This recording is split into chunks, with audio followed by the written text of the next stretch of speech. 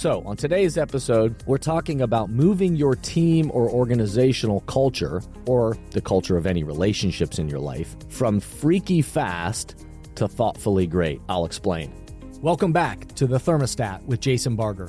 If you're currently on a commute, a walk, or just a micro break in your day, glad you're making time to step back, to think, and to reflect on the next steps on your journey. I've never been more convinced the best leaders and team cultures in the world are the ones that make time to step back, breathe in good oxygen, and calibrate their thermostat. I hope today's conversation leaves you feeling grounded and inspired. Now let's dive into today's topic to engage our minds and hearts in order to authentically lead and create compelling cultures wherever we are in the world. Hey everyone, it's Jason, and welcome back to the Thermostat Podcast. Wherever you are and however you're coming to the podcast today, welcome in. So glad you are here. So glad this podcast continues to grow and spread and reach people all over the place. Welcome into all of you that have been with us from the very beginning. Some of the OGs that have, that this podcast continues to add value to your life, your work. I'm so glad that it does. And welcome to anybody that's new to the podcast, and so glad you're here. We're in season 8 now. We have over 240 episodes or something like that. So much great content out there, great topics, great chats I've had with thought leaders from around the world. So many great things that I think will help you think about your life, your work, wherever you might be. My commitment to you, as always, is I want this podcast to be a place for you to step back, for you to take a deep breath, for you to think about the temperature that you're trying to set in your life and your work. And my hope is that you come out of each of these podcasts with something to think about, but also something that kind of breathes some good oxygen into you for whatever's next upon your path. So thanks for being here. If you'll do me the quick favor before we dive into today's episode, if you'll rate the podcast 5 stars on whatever platform you're on, that's just a super important, helpful thing so this can continue to grow and spread and reach more people. So please take a moment to do that if you would. Anybody that leaves an authentic review in your own words, that's another way that this is just really, really helpful. So, whatever you think, authentic to you, what resonated with you, why these messages are important in the world today, that is super helpful. And then obviously every time you invite somebody to be a part of the podcast, listen to an episode, listen as a team at work and talk about the questions or whatever those things are, share it on social media, whatever's authentic for you. Those are the ways in which these messages are amplified, and I'm super grateful for everybody that takes a moment to do that. So thank you, thank you, thank you.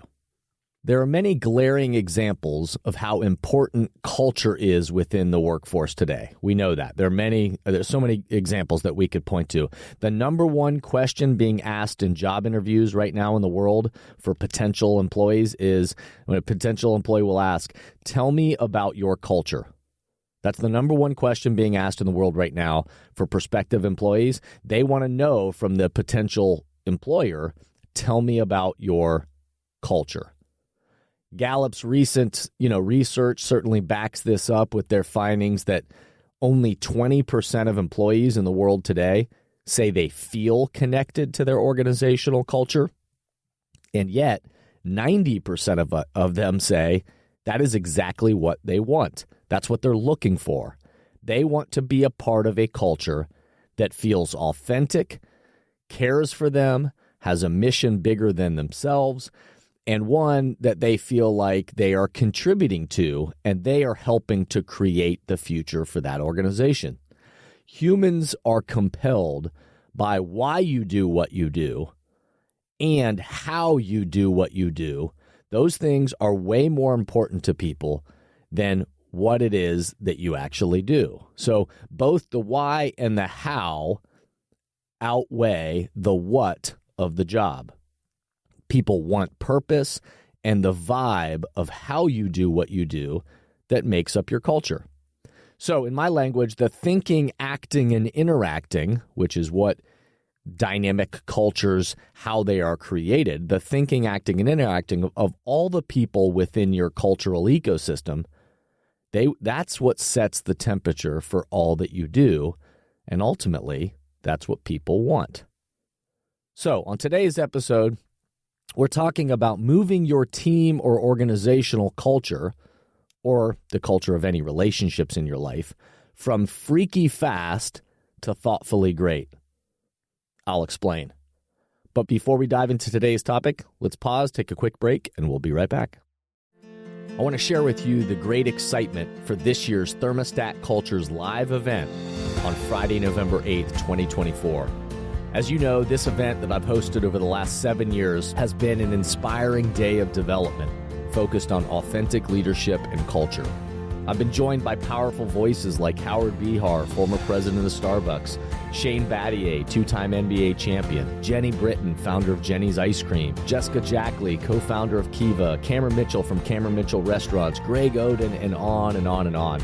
This year, Thermostat Cultures Live will be a hybrid event. There will be a powerful VIP in-person experience with limited seating in Columbus, Ohio, and a virtual experience for those wanting to participate remotely. I am so excited about this year's lineup of voices joining me, such as New York Times bestselling author of Atomic Habits, James Clear, and founder of The Theory of Enchantment, Chloe Valdery. So please visit thermostatcultureslive.com or jasonvbarger.com to learn more, and I hope you'll help share the word and join these conversations that are the currency for change. Rally your team, reserve your seats, thermostatcultureslive.com.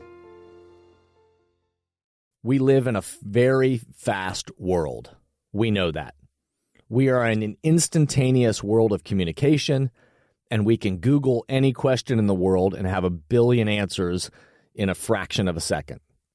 AI is generating information for us at an alarming rate. So sometimes the tendency within teams or organizations in today's world can be to try to hurry up and microwave their culture. Hurry up to create your culture in freaky fast fashion. I remember years ago I was going to lead a leadership team session for a company down at the famous Spark Space location in downtown Columbus, Ohio. A wonderful, Spark Space was this wonderfully creative location where teams could get out of the office. It was a really creatively designed spot, and teams could come together out of the office to connect, to vision, to grow. All of that was wonderful, and Spark Space was a great spot for many, many, many years. And prior to the session that I was there to lead with the company that day, Spark Space's founder and a good friend of mine, Mark Henson, reached out and said, "Hey, could we get together and chat?" And so when I showed up that day at Spark Space, I showed up to Mark's office, and he looked at me right away and he said, "Hey, we were meeting right around lunchtime," and he said, "Hey, do you want some lunch?" And I looked at him. I said, "Yeah, I'll eat if you're going to eat." And then he said, "How about Jimmy John's?" And I looked back at him and I said, "Sure, yeah, whatever you want." And as he started to talk about the order for Jimmy John's, I noticed that in their Spark Space office there was a giant dry erase board, and it had the last and fastest times written up on the dry erase board for the Jimmy John's delivery. And it said 9 minutes and something, 8 minutes and something, 11 minutes. It had all these different times. And after all, Jimmy John's motto was freaky fast. And so as I saw this, and he looked up at the dry erase and he saw me make that connection, and we started laughing, and I said, "Absolutely. Now I do want Jimmy John's, because let's test these folks. They say they're freaky fast, and obviously they've been tracking their orders, and they had some unbelievably fast times that were up on this dry erase board." And so I said, "Yeah, let's do it." So as he sat there typing on his computer to put the order in, we placed the order on his computer. And right as he hit kind of send, and it paid for everything and sent their order in there, I pulled out my smartphone, I pulled out my iPhone, and I just started the stopwatch, because we're going to test how freaky fast were they. So we got up from our chairs in his office, and we walked down the hallway to another meeting room. We went over and grabbed a cup of coffee, and then we went over to these really comfortable couches they had in this cool designed room. And we sat down there, and right as we were kind of crossing our legs and, having our first sip of, cup of joe to begin this meeting and to talk about whatever, he wanted to talk about, all of a sudden this guy comes running into the room, and he's panting, and he's got his pants tucked into his sock, and he's holding this bag, and he comes running in, and he says, "Jimmy John's." And I couldn't believe how fast it was. I quickly went to my phone, and I hit the stop button on the stopwatch. 3 minutes and 57 seconds. And we looked at each other in disbelief. And I looked at this guy again who's sitting there holding the bag in the room with us, and he's panting.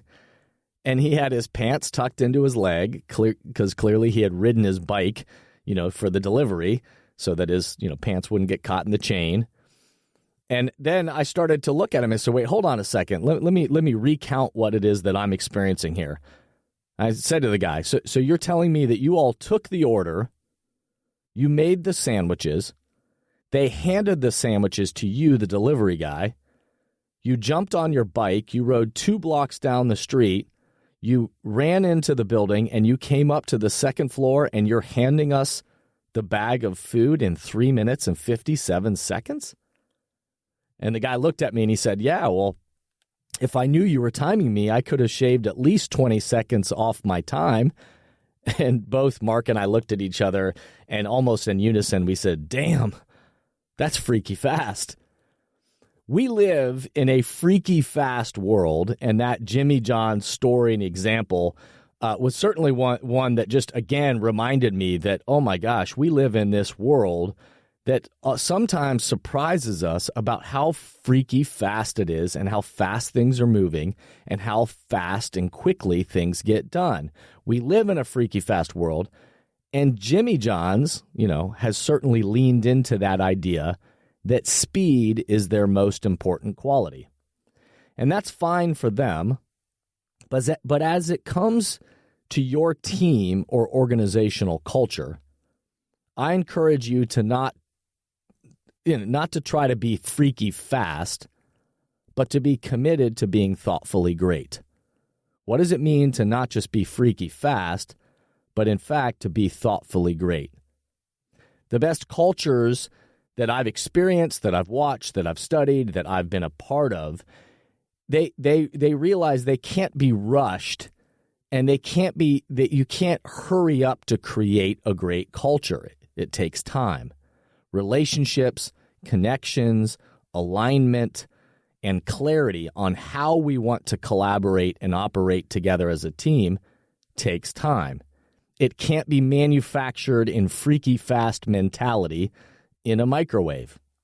The best cultures are curated with thoughtfulness and intentionality, and they know it isn't about speed, but it's about depth. It's about intentionality. It's about authenticity. So my encouragement as you think about the culture of your relationships or your team or the organization that you serve is to spend some intentional time to think about what would it require to make it not just freaky fast, but thoughtfully great. In fact, move beyond freaky fast and really focus on how can I be intentional about making our culture thoughtfully great? So, as I think about it, these aren't the only 4 elements, but cultures that are thoughtfully great, they are going to have at least these 4 elements, and certainly more, but at least these 4 elements. So thoughtfully great cultures would be intentional about these 4 elements. 1, relationships and trust. Building trust with human beings is at the heart of every great culture. The best places, if you study the best teams and best cultures, they spend intentional time understanding the trust dynamics that are always at play in a group of humans. If you remember the trust triangle that I talked about on previous episodes, or the series that I did on trust, you'll remember all of those dynamics that we talk about. But if not, go back and listen to that. I did a whole series on trust. But remember that the most powerful cultures invest in their development and the connections over time. You can't just come together and have one meeting and expect the culture to magically fall into place. Building trust and relationships is key to that thoughtfully great culture. The second point I'd make is around clarity of mission and vision. Thoughtfully great cultures are going to have clarity of mission and vision. Does your culture have clarity on the compelling mission of why you exist and the aspirational vision of where you're hoping to go into the future? When things are clear, when your teammates and your team, you're looking out the windshield, the metaphorical windshield into the future of your relationships and the future of your operations and where you're trying to go as a team or organization. When things are clear out the windshield for your people and all are aligned with where you're trying to go, they know the path of where you're trying to head, the path gets much easier and is more likely to be achievable. But teams and organizations where it's cloudy out the windshield, where it's not really clear on the mission or the vision where they're trying to head, those cultures tend to not make much progress. They tend to kind of spin their wheels in the same place. Thoughtfully great cultures also know how to articulate the how. They can articulate the how. Cultures are thoughtfully created when the people within the cultures in the ecosystem, within the team, within the organization, when the people themselves have participated in the creation of the values and how they as a team or organization are committed to traveling together. So not only is the vision out the windshield clear, but they're clear on how it is that we're going to travel together to get there. So many relationships, and especially teams and organizations, they don't have good language to articulate how they are committed to collaborating and the culture of their thinking, acting, and interacting together. Again, we know culture is created moment by moment every day by the way we think, act, and interact. But if we don't have any language that shares as kind of a guide for us of how we're hoping to show up together, then we can't be surprised when it doesn't exist. So Many organizations and teams, they can't articulate the temperature they are trying to set or the expectations for each other, and they can't articulate or describe that culture they desire. And when we can't articulate it or describe it to others, we can't be surprised when it doesn't exist. And the fourth element of thoughtfully great cultures is that they are focused on cultural fitness. You've heard me talk on past episodes about this idea of cultural fitness. And so, again, I hope you'll go back and listen to that episode. But thoughtfully great cultures use their core values and the clarity on the culture they're trying to create as a tool, not just a poster on the wall, but a tool for how they grow and develop together. They are committed to ongoing cultural fitness, times when they come together to as a team or as an organization where human beings come together to assess how are they showing up together and to align themselves, kind of calibrate their thermostats together, and then identify ways to better set the temperature for the culture they want into the future.